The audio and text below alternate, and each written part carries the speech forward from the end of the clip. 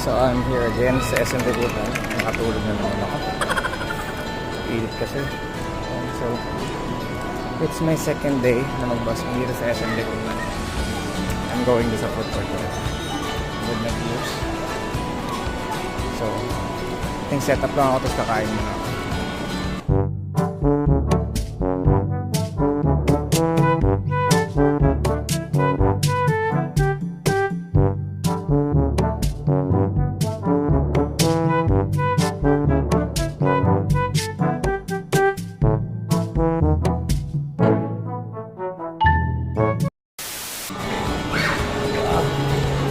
Alam mo, balik bayan. Kasing dito. Mahal pala yung balik bayan dito. Maaga pa naman sa mga kain pa ako.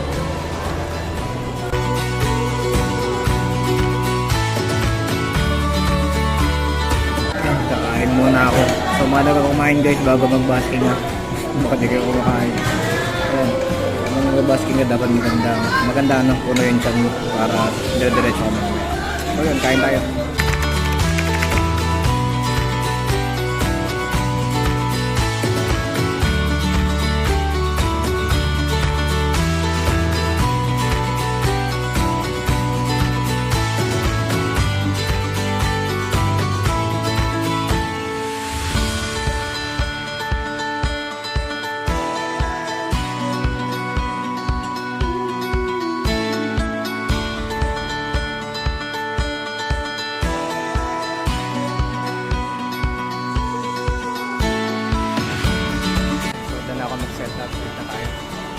Alam mo bang munti ka nang sumuko ang puso ko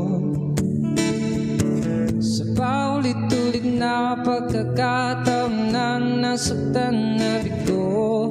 Mukhang delikado na naman ako. Bakit ba kinikilig na naman ako? Kaya ngayon ay parang kakaiba ang nakatingin sa iyong matang mundo ay kalma. Ngayong nandyan ka na din nagmamadali, ikaw lang katabi hanggang sa ang buhok ay pumuti. Di na maghanap ng kung anong sagot sa mga tanong dahil ikaw ang katiyakan ko. Hindi na ako bibitaw, ngayong ikaw lang kasayaw. Kung meron mang kulay ang aking nagsisilbing tanlaw, ikaw ay dilaw. Today's gonna be the day that I'm gonna turn it back to you. By now you should have somehow realized what you gotta do. I don't believe that anybody feels the way I do about you now.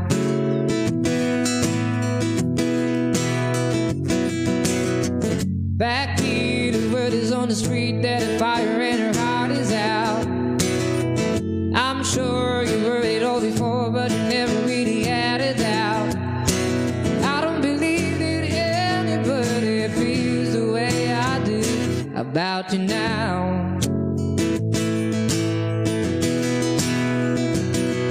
And all the roads we have to walk are winding. And all the lights that lead us there are blinding. There are many things that I'd like to say to you, but I don't know how. 'Cause maybe you gotta be the one that saves me. And after all, you're my wonderwall. So tapos na ako mag-basking dito. And nung dumalaw yung mga ka-churchmate ko, umuwi na sila. Magliligpit lang ako. Kasi ngayong linggo parang nakabatak. Na kulang rin kasi tulog ko pero na-arouse ko ngayon. Thank you Lord. Pak lang ako guys. So, uwi na. Sarado na rin mo lang. Hanggang 9 lang pala talaga SM Bigutan. I thought nag-extend sila hanggang 10 o'clock. figure out. Hanggang 9 lang talaga sila. Ang galing. Ngayon, sinagot ko. No? Sinagot ko ngayong araw na to eh. Ayun. Pagod tuloy. Anyway, I thank God pa rin for today. What happened today. May isang foreigner kanina.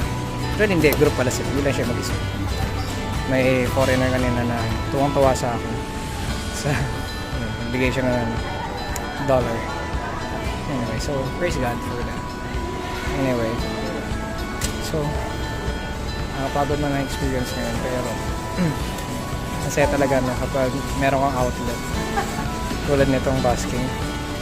Sa dami ng bagay na nangyayari sa buhay mo. Ngayon, sumalit pa ako. Ayan. Maraming bagay na dumana na nangyayari sa buhay. Meron akong ganitong outlet just to have fun, entertain, and also to inspire people. So yun. So balik na ako ng church para balik na ata tong gamit ko. Itong gamit na meron ako. Then next vlog ulit guys. Okay.